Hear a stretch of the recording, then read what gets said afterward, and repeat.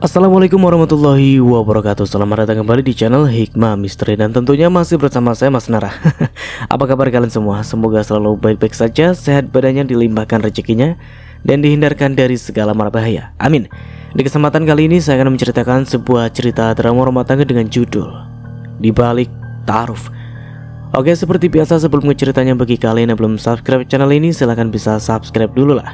Dan aktifkan lonceng notifikasinya agar kalian tidak ketinggalan cerita menarik dari channel Hikmah Misteri yang akan selalu menggetarkan hati kalian. Dan jangan lupa juga untuk share and like, tentunya agar Mas Nara lebih semangat lagi untuk menghibur kalian. Oke, kalau sudah, terima kasih. And so just try keep up with me.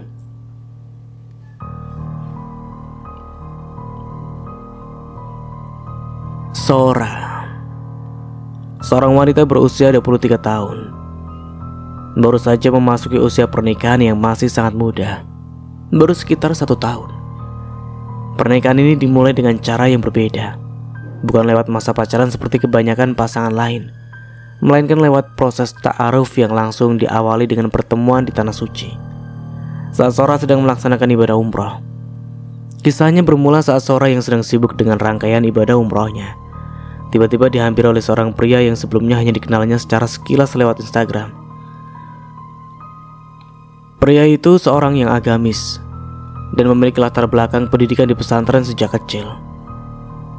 Ia menghampiri ibu Sora dengan niat baik, melamar Sora. Sora pun terkejut tak menyangka bahwa pria ini benar-benar serius dengan niatnya, apalagi sampai mendatangi ibunya langsung di Mekah.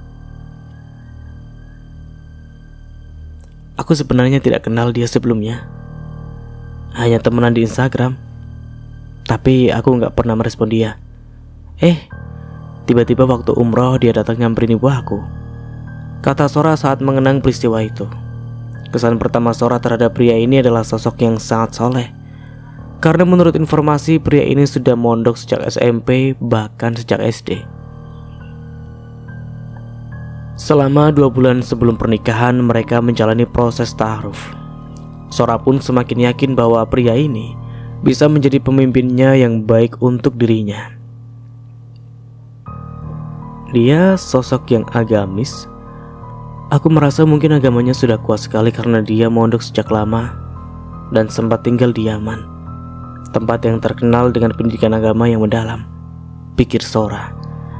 Akhirnya setelah proses ta'aruf yang singkat, mereka melangsungkan pernikahan. Di balik harapan Sora akan pernikahan yang harmonis, ia mulai menyadari bahwa setelah 1 tahun bersama, kehidupan pernikahan tidaklah sesederhana yang ia bayangkan.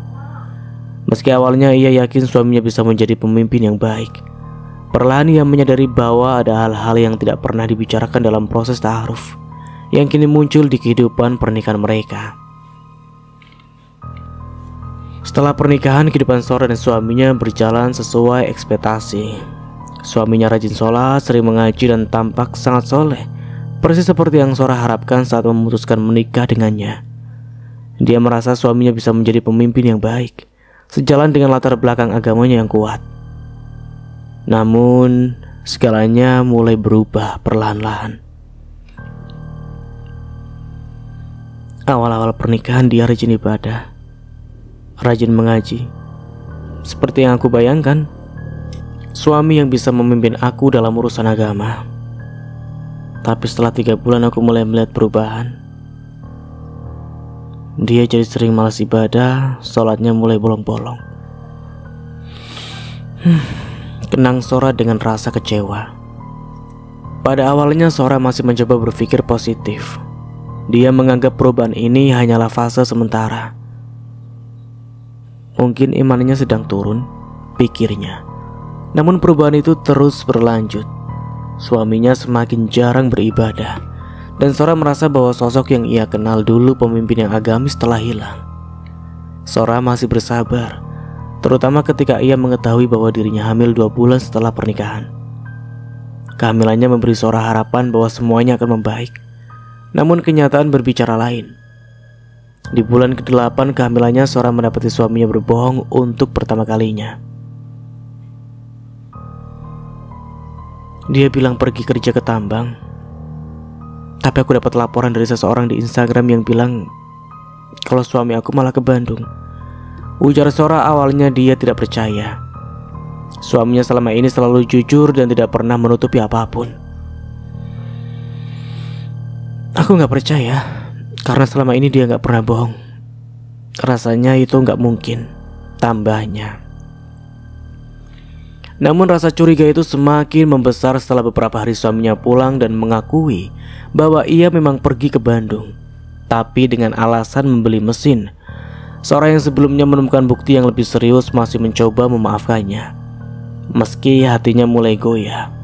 Namun laporan dari Instagram itu tidak berhenti di situ. Ada yang nge-DM aku lagi, bilang kalau suamiku malah pergi ke klub malam di Bandung. Aku benar-benar kaget dan gak percaya. Masa sih dia begitu agamis ke klub malam? Sora benar-benar sulit menerima informasi ini, karena suaminya selalu menampilkan citra yang sangat berbeda. Sora mencoba menenangkan diri. Baginya tuduhan itu terlalu jauh. Dia gak mungkin ke klub. Selama ini dia anti sekali dengan hal-hal seperti itu. Aku sempat berpikir mungkin orang yang laporin ini cuma mau merusak rumah tangga aku. Katanya mencoba merasionalisasi semua itu. Namun bayangan suaminya yang tidak jujur terus menghantui Sora. Perasaan curiga dan tidak percaya mulai merasuk ke dalam pikirannya. Meskipun ia belum punya bukti yang cukup kuat, suaminya yang biasanya sangat terbuka kini mulai menutupi banyak hal. Saat Sora menanyakan mengapa dia tidak jujur soal perjalanannya ke Bandung, suaminya beralasan bahwa ia takut Sora marah, terutama karena Sora sedang hamil besar. Sora akhirnya mencoba memahami, namun di dalam hatinya keraguan pun mulai tumbuh. Apa suaminya benar-benar berubah, atau sejak awal dia hanya memperlihatkan sisi yang ingin dilihat oleh Sora? Hingga saat ini Sora masih terus berusaha memaafkan. Namun bayangan kebohongan dan dugaan perselingkuhan terus mengusik ketenangan batinnya. Akankah Sora bisa mempercayai suaminya lagi? Atau pernikahan yang ia kira akan sempurna mulai runtuh? Kisah ini belum berakhir. Satu pertanyaan besar masih membayangi Sora. Apakah cinta dan agama cukup untuk mempertahankan pernikahan ketika percayaan mulai pudar? Setelah insiden di Bandung, kehidupan Sora dan suaminya tampak kembali normal. Tidak ada pertengkaran besar, tidak ada kecurigaan yang nyata. Mereka menjalani hari-hari seperti biasa. Bahkan ketika Sora melahirkan, segalanya tampak damai. Sora merasa bahwa mungkin semua masalah sebelumnya hanyalah kesalahpahaman, dan sekarang mereka bisa memulai hidup baru sebagai orang tua. Namun di hari ke-12 setelah melahirkan, kejadian tak terduga mengubah hidup Sora selamanya. Malam itu, Sora sedang mengganti baju. Tanpa alasan yang jelas, ia merasa ingin membuka lemari yang selama ini jarang ia gunakan. Di dalamnya ia menemukan sebuah ponsel yang tidak pernah ia lihat sebelumnya. Ponsel itu tampak aneh karena suaminya sebelumnya pernah menyebutkan bahwa ia membeli ponsel baru untuk ibunya. Tetapi Sora tidak pernah melihat ibunya menggunakan ponsel itu. Sora membuka ponsel tersebut dan menemukan sebuah notifikasi dari seseorang wanita. Tangannya mulai gemetar, perasaannya campur aduk antara kaget dan tidak percaya. Ini HP suamiku, pikir Sora dengan cemas. Ia langsung membawa ponsel itu ke suaminya. Tanpa menanyakan apa-apa, saat Sora menunjukkan ponsel tersebut, suaminya langsung bereaksi. Itu bukan HP aku. Suaminya langsung menepis tangan Sora tanpa Sora perlu tahu lebih lanjut. Itu HP teman aku, demi Allah Sora, aku gak bohong, ucap suaminya. Namun Sora merasa dejavu. Pernah di insiden sebelumnya ketika suaminya ke Bandung, dia juga bersumpah atas nama Tuhan bahwa tidak ada kebohongan. Kali ini Sora tidak bisa lagi mempercayainya. Dengan tegas Sora meminta kata sandi ponsel tersebut. Suaminya tampak ragu tetapi akhirnya menyerah. Ia memberikan kata sandi. Awalnya dia gak mau, tapi akhirnya dikasih. Mungkin dia merasa sudah gak ada jalan lain. Pikir Sora, hatinya hancur ketika membuka ponsel itu. Segala kecurigaan dan ketakutannya selama ini terbukti benar. Di dalam ponsel itu Sora menemukan dunia lain dari suaminya. Sebuah sisi gelap yang selama ini tersembunyi. Ada banyak foto suaminya di klub malam, bersenang-senang dengan teman-temannya. Bahkan ada foto-foto di hotel. suaminya sedang bersama wanita lain. Notifikasi dari aplikasi chat menunjukkan obrolan dengan berbagai wanita yang intim dan jauh dari apa yang seharusnya dilakukan seorang suami. Yang lebih mengejutkan lagi, Sora menemukan sebuah grup chat dengan teman-teman suaminya, khusus membicarakan aktivitas maksiat mereka. Isi grup itu penuh dengan obrolan tentang cewek-cewek yang mereka temui di klub. Mereka bahkan saling oper-operan cewek, kata Sora dengan nada getir. Ada yang bilang, gue yang tengah ya, lo yang sebelahnya, sambil menunjukkan foto-foto cewek yang akan datang ke party mereka. Di dalam grup itu suaminya juga mengungkapkan sebuah prinsip yang membuat hati Sora hancur. Prinsip cowok sejati itu mah cukup ditiduri, gak perlu dimiliki, tulis suaminya di dalam chat. Sora tidak percaya dengan apa yang ia baca. Ini bukan sosok suami yang ia kenal, bukan sosok agamis yang dulu ia kagumi. Suaminya telah berbohong selama ini, hidup dalam dunia yang berbeda.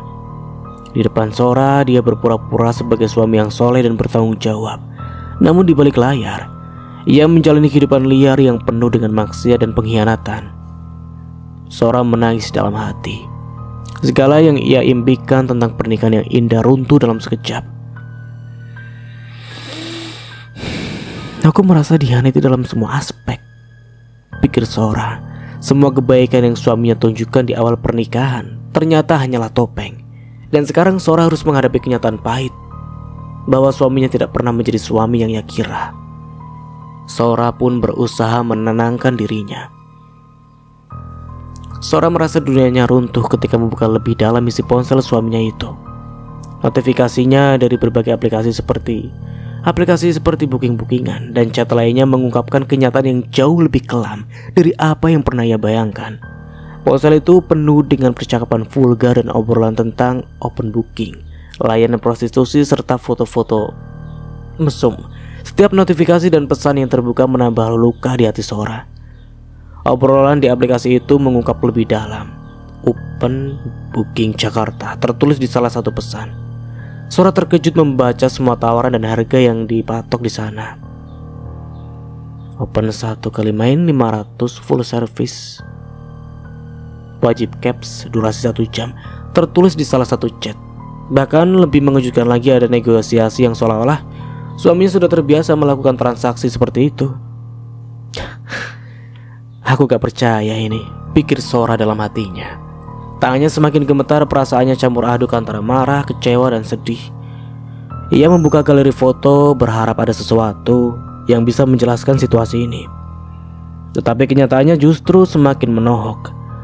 Foto-foto suaminya di klub dengan wanita-wanita lain membuat Sora merasa hancur. Salah satu wanita berambut pirang tampak tidur di sebelah suaminya di sebuah hotel. Untuk apa dia foto wanita ini? Bangga. Sora tidak mengerti, tetapi yang jelas foto itu menghancurkan sisa-sisa kepercayaan yang ia punya.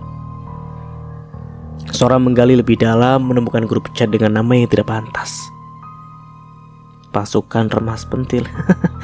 Di dalam grup tersebut suaminya dan teman-temannya berbicara tanpa rasa malu, menjadwalkan pertemuan di klub, mengomentari tubuh wanita-wanita yang akan mereka temui, bahkan berbagi foto-foto mereka. Apa ini? Suami aku nikahi dengan niat baik. Apa ini benar-benar orang yang sama yang dulu datang ke ibuku dengan wajah penuh kesolehan? Pikir Sora. Berusaha meredam emosinya, namun saat ia membaca lebih banyak, emosi itu semakin tidak terkendali. Salah satu pesan suaminya di grup tersebut berbunyi, prinsip cowok sejati mah cukup ditiduri, gak perlu dimiliki. Kata-kata itu kembali menusuk hati Sora seperti belati. Semua harapannya tentang suaminya yang setia dan agamis hancur begitu saja. Sora mulai lebih banyak melihat obrolan suaminya dengan seorang wanita lain yang dipanggil sayang. Ada transfer uang yang disertai janji-janji pertemuan. Di grup tersebut teman-teman suaminya bahkan membuat lelucon tentang siapa yang akan mengambil wanita tertentu di pesta selanjutnya. Mereka memperlakukan wanita-wanita itu sebagai barang yang bisa dipindah tangankan tanpa perasaan. Saat Sora melihat lebih banyak, ada momen ketika ia merasa mual. Di grup tersebut suaminya dan teman-temannya berbicara tentang seseorang germo yang memperkenalkan mereka kepada wanita-wanita yang bisa mereka sewa. Semuanya terasa terlalu vulgar, terlalu hina. Ini adalah kenyataan pahit yang tidak pernah ia bayangkan sebelumnya. Dengan hati yang hancur, Sora akhirnya menutup ponsel itu. Ia berdiri di kamar menatap suaminya yang kini tampak seperti orang asing baginya. "Aku gak kenal kamu lagi," bisiknya pelan. Suaminya tidak bereaksi, mungkin tahu bahwa segalanya telah terungkap. Sora menatap layar ponsel di tangannya dengan mata yang sudah berkaca-kaca. Semua rasa sakit dan pengkhianatan semakin terasa ketika ia menemukan bukti-bukti lebih dalam tentang suaminya itu. Di grup chat dan galeri foto, Sora melihat banyak hal yang tak pernah ia bayangkan suaminya lakukan. Ada pesan lain di grup chat itu yang membuatnya semakin terpuruk. "Ini cewek yang kemarin tuh agak berisi, ya gue suka yang berisi kayak gitu." Salah satu temannya menulis dan suaminya merespon dengan antusias, seolah-olah mereka sedang berdiskusi tentang barang dagangan, bukan manusia. Sora ingat bagaimana suaminya selalu tampak menjaga pandangan di depannya dan teman-teman mereka. "Suami lu jaga pandangan banget ya, Sor?" "Alhamdulillah ya," kata salah satu temannya saat itu. Sora pun merasa bangga, merasa bahwa ia telah menikahi seorang lelaki yang mampu menjaga pandangan dan tidak tergoda dunia luar. Namun kenyataan ternyata berbanding berbalik dengan apa yang ia yakini. Di depan Sora dan teman-teman mereka, suaminya membranding diri sebagai sosok yang alim dan tak tertarik pada wanita-wanita lain. Setiap kali ada teman perempuan yang datang, suaminya bahkan memilih untuk menghindar. Ngumpet, bukan jaga pandangan lagi, pikir Sora dengan getir. Tapi di belakangnya sosok suaminya berubah menjadi seseorang yang ia tak kenal. Apalagi yang mereka bicarakan di grup itu, pikir Sora dengan perasaan rasa penasaran yang bercampur kemarahan. Ternyata hampir semua pembicaraan di grup adalah tentang wanita-wanita yang mereka temui di klub atau ingin ditemui. Oper-oper cewek. Kata salah satu pesan yang membuat Sora merasa semakin muak. Suaminya sendiri ikut dalam percakapan itu, meminta dikenalkan dengan seorang wanita yang ia lihat di klub namun tidak sempat menyapanya.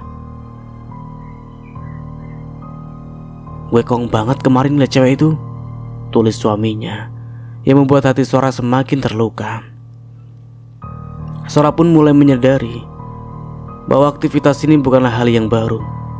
Suaminya sering pergi selama seminggu mengaku bekerja di tambang dan Sora tak pernah meragukannya. Suaminya bilang di tambang tidak ada sinyal, jadi dia tidak bisa menghubunginya selama waktu itu. Sora selalu percaya, terlalu percaya. Setiap bulan dia pergi kerja, tapi sekarang aku gak tahu dia sebenarnya kemana dan dengan siapa. Gumam Sora mengingat kembali bagaimana ia selalu menganggap suaminya jujur. Ternyata selama ini suaminya memanfaatkan momen kerja di tambang. Alasannya seperti itu, ternyata untuk bersenang-senang di klub dengan wanita-wanita lain. Rasa sakit Sora semakin dalam saat ia menemukan foto-foto lain di galeri. Salah satu foto menunjukkan suaminya sedang tidur dengan seorang wanita berambut pirang di sebuah hotel. Ada juga video yang lebih mengerikan, suaminya dan wanita itu sedang mandi bersama, saling tertawa seolah tidak ada yang salah dengan perbuatan mereka. Dia gak mikirin aku atau anak kami, minimal mikir masa depan anaknya, pikir Sora dengan hati yang hancur. Yang paling menyakitkan adalah ketika Sora menemukan tanggal foto-foto dan video itu. Salah satu foto diambil pada malam yang sama ketika suaminya mengaku sedang kerja di tambang. Malam Jumat itu ternyata suaminya berada di klub dan menginap di hotel dengan wanita tersebut. Ia mengkonfirmasi laporan yang diterima Sora dari seorang di Instagram, yang sebelumnya ia abaikan karena merasa suaminya tidak mungkin berbohong. Tapi kini bukti ada di tangannya, dan tidak ada lagi alasan untuk tidak percaya. Sora merasa terjebak di antara rasa cinta yang dulu ia miliki dan kenyataan pahit yang ia hadapi. Aku gak tahu siapa lagi yang harus aku percaya, gumamnya sambil menangis. Suamiku yang dulu kuanggap soleh dan mampu memimpin, ternyata tidak lebih dari seorang penipu yang bermain-main dengan kesetiaan.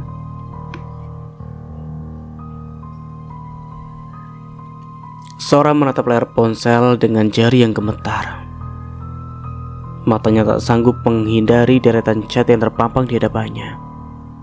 Selain grup obrolan tentang oper-oper cewek dan jadwal pergi ke klub, ada chat lain dengan seorang perempuan. Di sana ia melihat transaksi suaminya membeli konten pornografi. Sora tak paham sepenuhnya pada awalnya, namun perlahan-lahan menyadari bahwa suaminya membeli konten seperti video atau foto sensual dari perempuan-perempuan lain. Dia beli konten kayak video-video gitu. Harganya bervariasi tergantung ceweknya. Pikir Sora teringat obrolan tentang tren platform semacam itu. Di situ Sora juga melihat transferan uang rutin ke beberapa perempuan, termasuk perempuan yang sering ditransfernya setiap bulan.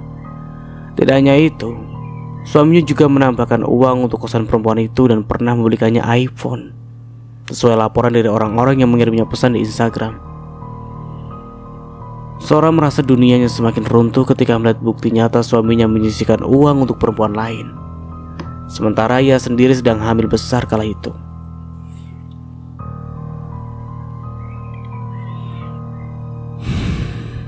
Kenapa selama ini aku gak tahu? Kenapa aku gak pernah curiga? Pikir Sora dengan perasaan penuh penyesalan. Chat-chat itu mengungkap kebiasaan suaminya yang selama ini tersembunyi, bahkan lebih dalam dari sekedar selingkuh fisik.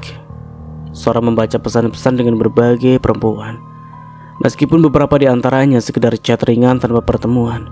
Tapi satu perempuan jelas lebih spesial. Dia yang paling sering ditransfer dan ternyata yang dia bawa suaminya ke Bandung. Hari ulang tahunnya menjadi alasan suaminya berbohong tentang perjalanan kerjanya. Aku gak ngerti kenapa dia bela-belain bohong hanya untuk itu.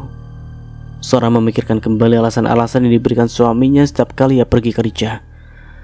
Ia melihat foto perempuan itu di Instagram, perempuan yang wajahnya selalu muncul dalam chat dan laporan yang ia terima. Cewek ini, maaf ya, tapi dia gak lebih cantik dari aku, pikir Sora meskipun rasa percaya dirinya sudah mulai goyah. Saat itu Sora sedang hamil, dan meskipun tubuhnya berubah, ia tahu bahwa kecantikannya tetap ada. Namun suaminya rupanya mencari hal lain di luar sana. Saat aku hamil, dia memilih bersama perempuan lain, hanya demi memuaskan kebiasaan yang sudah lama ada dalam dirinya. Sora merasa hancur, apalagi suaminya tidak hanya berselingkuh secara fisik, tetapi juga membeli konten-konten seperti itu secara rutin. Kebiasaan yang membuat Sora semakin bingung tentang siapa sebenarnya lelaki yang ia nikahi. Sora mengingat-ingat masa awal-awal mereka ta'aruf. Suaminya tampak seperti lelaki yang sangat agamis. Namun ternyata dari laporan-laporan yang ia mulai terima, semua kebenaran mulai terungkap. Salah seorang yang melaporkannya di Instagram bahkan mengatakan bahwa suaminya sudah lama menjalani kehidupan seperti ini. Dia sudah kayak gitu dari dulu. Sejak mondok dia suka izin keluar dan menyewa apartemen di luar, ke klub, dan mungkin bawa cewek ke sana. Kata orang tersebut, Sora semakin tercengang. Ia merasa benar-benar tak mengenali suaminya. Kenapa gak ada yang kasih tahu aku dari awal? Kenapa aku gak dikasih tahu saat ta'aruf dulu? Sora merasakan kemarahan yang perlahan-lahan berubah menjadi kekecewaan yang mendalam. Orang yang merekomendasikan suaminya saat proses ta'aruf hanya menceritakan sisi baiknya, tanpa memberitahu kebenaran tentang kebiasaan buruk yang sudah lama tertanam. Sora merasa dihianati, bukan hanya oleh suaminya, tapi oleh semua orang yang pernah memuji suaminya sebagai sosok yang soleh dan dapat diandalkan. Sekarang aku tahu semuanya. Dari dulu dia sudah seperti ini. Hanya aku yang terlalu percaya dan buta, gumamnya sambil meremas ponsel di tangannya. Aku harus bagaimana sekarang? Sora merasa terjebak dalam kenyataan pahit yang membuatnya kehilangan arah. Ia tak hanya merasa dihianati oleh suaminya, tapi juga oleh pernikahan yang ia harapkan bisa menjadi rumah penuh berkah dan kebahagiaan. Rasa sakit itu terlalu dalam, tetapi satu pertanyaan tetap mengena di hatinya. Apakah aku bisa bertahan? Atau harus melepaskannya? Setelah Sora menemukan semua bukti dan perselingkuhan di ponsel suaminya, perasaannya campur aduk. Iya, aku bongkar sendirian. Lama banget aku telusuri semua dari galeri aplikasi, banyak banget. Semua aplikasi ada di situ. Aku cek satu-satu tanggal-tanggalnya, percakapan-percakapan, dan ternyata dia sudah pakai ponsel lain sebelum ini, ponsel Android yang katanya rusak. Sora mengingat jelas saat suaminya mengatakan bahwa Androidnya pecah dan tidak bisa diperbaiki. Saat itu Sora tidak curiga, tapi kini ia sadar bahwa ponsel itu adalah alat pertama yang digunakan suaminya untuk selingkuh. Kamu gak curiga sama sekali waktu itu? Tanya temannya, mencoba mengerti bagaimana bisa Sora tidak menyadari semuanya lebih awal. Enggak, sama sekali enggak, jawab Sora dengan suara pelan. Aku terlalu percaya. Dia bilang ponsel rusaknya mau dibawa ke rumah orang tuanya untuk diperbaiki. Tapi ternyata di ponsel itu juga dia sudah selingkuh. Suaminya sempat mengatakan bahwa nomor telepon lamanya hilang dan sekarang dia pakai nomor baru. Sora kini sadar semua itu hanyalah kebohongan untuk menutupi jejak perselingkuhannya.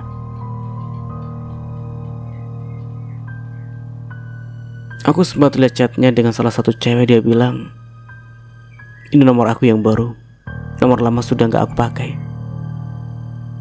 Dari situ aku sudah tahu dia udah selingkuh sejak ponsel rusak itu.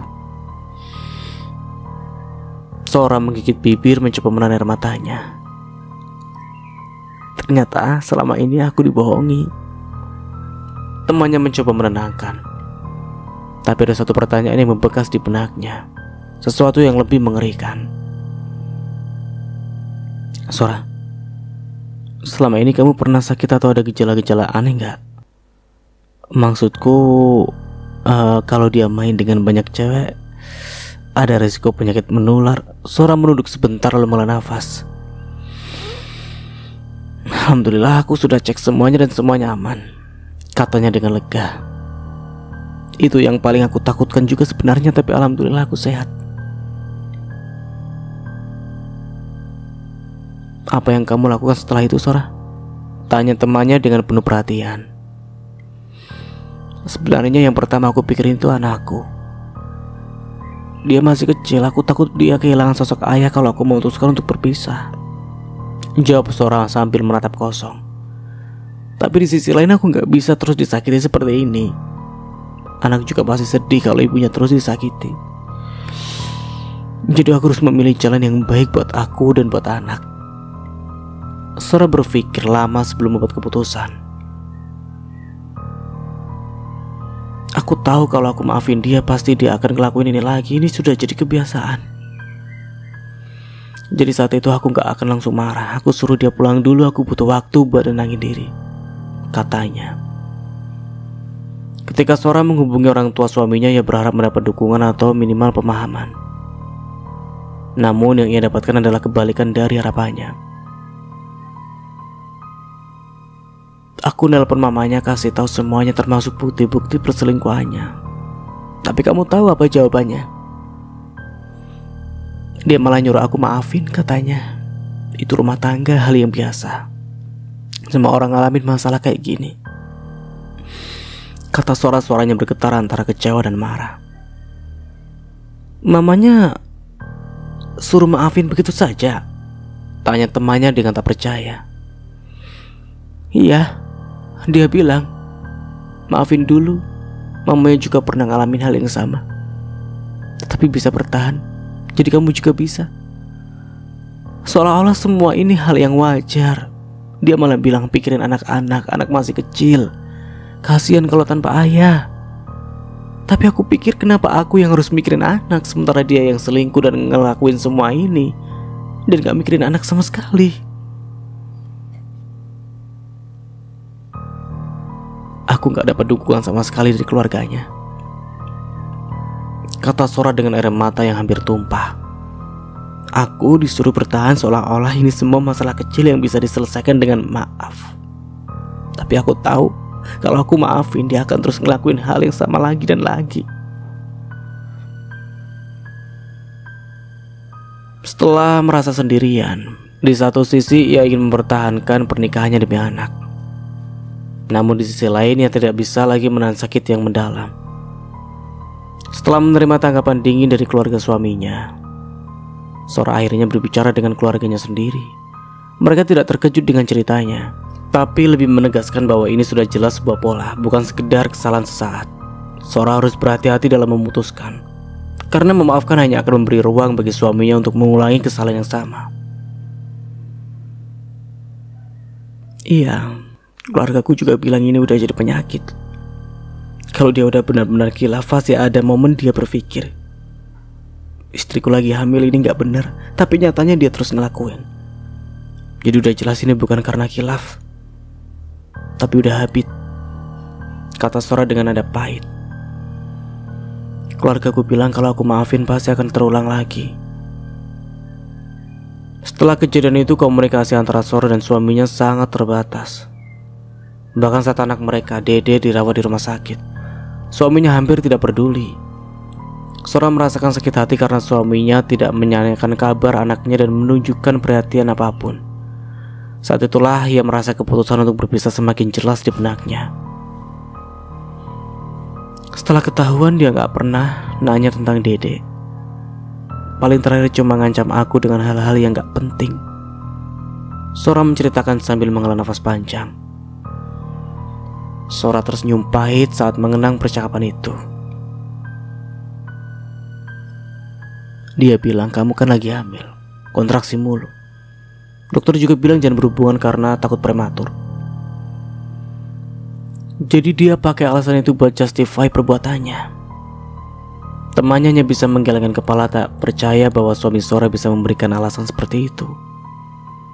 Jadi dia bilang kamu bawel, hormon gak stabil, dan itu alasan dia selingkuh. Iya, jawab Sora sambil tertawa getir. Dia bilang itu alasannya. Bahkan waktu aku tanya soal grup chat yang sering ke klub, dia tetap gak ngaku.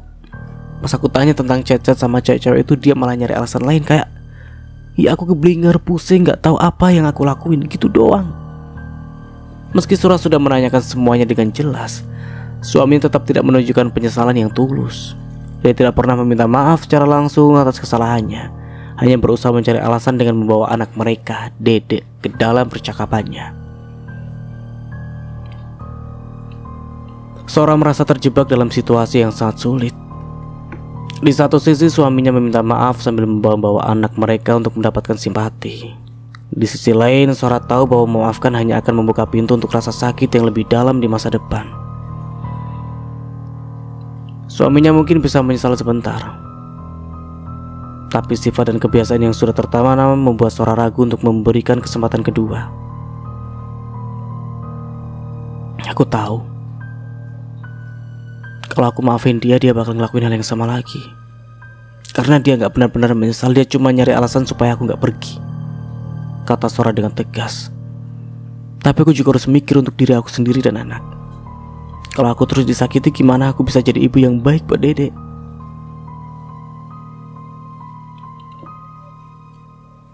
Sejak kejadian itu, Sora memutuskan untuk benar-benar berhenti berkomunikasi dengan suaminya. Saat ditanya kapan semuanya mulai berantakan, Sora menjelaskan bahwa perselingkuhan suaminya ketahuan pada 4 Juni. Sora menghela nafas. Dia gak pernah nyari, tapi mamanya sempat nanya ke saudaraku tentang keberadaan aku. Mungkin pengen nemuin cucunya, katanya. Dia sendiri gak ada usaha untuk nyari anaknya sama sekali. Padahal kan dia bisa nanya ke mamaku kalau malu ngechat aku langsung kan. Tapi dia enggak. Mungkin dia lagi pusing sama masalah sendiri. Sora ingat tak lama setelah semuanya terbongkar, dia memposting tentang kejadian itu di media sosial. Aku posting setelah ketahuan sekitar enggak lama dari 4 Juni itu. Aku emosi banget. Reaksi dari suaminya setelah postingan tersebut bukan permintaan maaf, melainkan ancaman. Dia ngancem aku, bilang bakal ngelaporin aku. Jadi bukannya minta maaf malah langsung ngancem. Jelas Sora dengan nada kecewa. Temannya tak percaya. Dia ngancem kamu? Sora mengangguk. Iya, padahal aku gak salah apa-apa. Aku cuma mengungkapkan fakta, malah yang salah dia kok. Temannya semakin bingung dengan suaminya yang berperilaku seolah-olah tidak bisa merasa bersalah. Kamu juga gak tahu kalau dia punya banyak akun ya? Enggak. Ternyata dia punya 2 IG dan 2 WA dan 2 M-Banking, 2 email. Bener-bener mainnya rapi banget. Aku benar-benar keprank, kata Sora dengan nada getir. Temannya terdiam mencerna semua informasi itu. Sora melanjutkan. Setelah aku posting dan dia mengancam, aku bilang, ini fakta, bukan aku yang salah. Tapi yang bikin aku down itu bukan dia minta maaf atau berusaha menyelesaikan masalah dengan baik. Dia malah fokus sama dirinya sendiri. Setelah kejadian itu, Sora mengakui bahwa suaminya sama sekali tidak menunjukkan itikat baik untuk memperbaiki situasi. Sekarang dia gak datang, gak ada yang ngubungin aku. Bahkan soal hukum juga gak ada tindakan. Semua cuma ancaman aja. Jelas Sora ketika ditanya soal gugatan dari pihak suaminya. Sora menjawab dengan kesedihan. Kalau dari suaminya gak ada gugatan, hanya ancaman-ancaman yang terus dia lontarkan. Namun yang mengejutkan Sora adalah laporan yang datang dari pihak lain. Saya melihat dari berita nasional bahwa perempuan yang punya hubungan khusus dengan suami kamu melaporkan kamu ke Polda. Gimana tanggapan kamu? Sora terdiam sejenak, lalu menjawab dengan nada bingung. Kok bisa dia ngelaporin aku? Kan itu fakta. Yang gak habis pikir deh, maksudnya aku korban tapi malah dijadiin seakan-akan aku ini yang salah. Saat ditanya apakah suaminya ada melindunginya atau menghubunginya setelah laporan tersebut, Sora hanya menggeleng. Gak ada. Selama 1 bulan ini gak ada kontak, gak ada yang dia nyari anak juga. Terakhir cuma ngancem doang.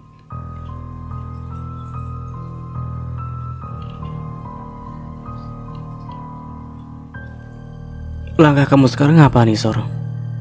Tanya temannya dengan penuh perhatian. Sora menarik nafas panjang sebelum menjawab.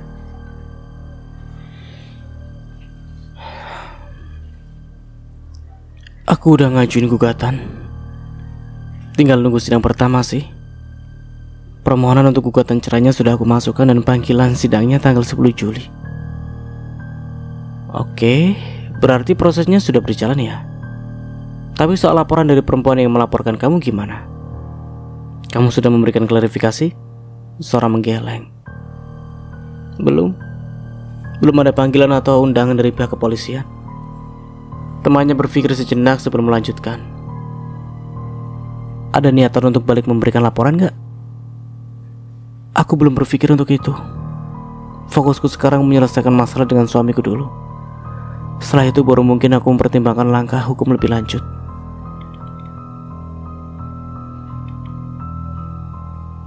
Anak kamu masih boleh ketemu sama bapaknya? Sora mengangguk lemah. Ya tetap boleh ketemu. Awalnya aku sih gak mau. Rasanya gak rela dia masih punya akses ke anak setelah semua ini. Tapi setelah dipikir-pikir aku gak bisa larang. Bagaimanapun dia ayahnya. Temannya tersenyum memahami. Iya, gak ada yang namanya mantan ayah atau mantan anak. Anak pun pasti akan bertanya nanti, bapak di mana? Jadi sebaiknya gak usah dibatasi lah. Tapi kamu harus tetap mendampingi setiap pertemuan mereka. Iya, aku tahu itu. Aku tahu yang terbaik untuk anakku, tapi jujur ya, permasalahannya ini lebih ke hati. Luka ini berat banget dan trauma masih ada. Temannya menepuk bahu Sora menenangkan. Aku bisa ngerti itu. Memang gak mudah apalagi setelah kejadian itu. Sora tertawa kecil tapi getir. Ya kadang aku bingung banget suami yang kelihatan agamis, taat, ternyata bisa kayak gini. Jadi laki-laki macam apa yang bisa aku percaya setelah ini? Makanya lanjut Sora sambil tersenyum pahit. Yang kelihatan agamis saja kayak gini, apalagi yang jelas-jelas best boy. Temannya menenangkan lagi. Jangan pikir begitu. Yang penting sekarang fokus ke anak dan proses penyembuhan diri sendiri dulu. Sora mengangguk. Walau dalam hati dia masih terasa tertipu, seolah-olah hidupnya selama ini adalah tipuan besar. Rasanya kayak di prank, tahu gak sih? Ternyata mainnya rapi banget. Selama ini aku gak sadar sama sekali. Bersabarlah Sora, semua ini ujian yang pastinya ada akhirnya kok, ujar temannya pelan. Soranya tersenyum, lelah. Tapi dalam hatinya dia tahu perjalanan panjang untuk bangkit baru saja dimulai, dan cerita pun selesai. Oke, seperti itulah kurang lebihnya ceritanya ya. Jadi ya kayak gitulah, kadang banyak sih wanita di Indonesia ini masih sering tertipu dengan penampilan luarnya saja, nggak tahu seluk beluknya masa lalunya, apalagi sesuatu yang dibumbui dengan agama, menggunakan agama untuk hal-hal kepentingan pribadi, dan terlebih untuk sesuatu yang licik. Itu sangat sangat tidak patut untuk dicontoh, apalagi kita yang mengalami ya. Makanya kita harus seleksi, kita harus cari tahu. Ta'aruf ya ta'aruf, tapi kita juga harus tahu ta'aruf juga nggak harus waktu yang singkat. Kita harus memahami satu sama lain dulu, tahu masa lalunya dan bagaimana dia sebenarnya. Kita harus tahu itu agar kedepannya tidak terjadi seperti yang ada di cerita di atas. Ini sebuah pengalaman cerita kisah nyata yang pernah diceritakan oleh seseorang dan meminta ingin diceritakan di channel ini. Dan bagi kalian yang punya cerita seperti ini, punya pengalaman cerita asmara atau lain-lain, bisa saja kirim di alamat email yang sudah Mas Nara sediakan. Nanti insya Allah akan Mas Nara ceritakan seperti ini. Oke, begitu saja. Seperti biasa, ambil sisi positifnya dan buang sisi negatifnya dari cerita di atas. Dari Mas Nara, mohon maaf bila ada salah kata atau dalam penyampaian cerita. Akhir kata, wassalamualaikum warahmatullahi wabarakatuh. Sampai jumpa di video berikutnya and see you. Bye bye.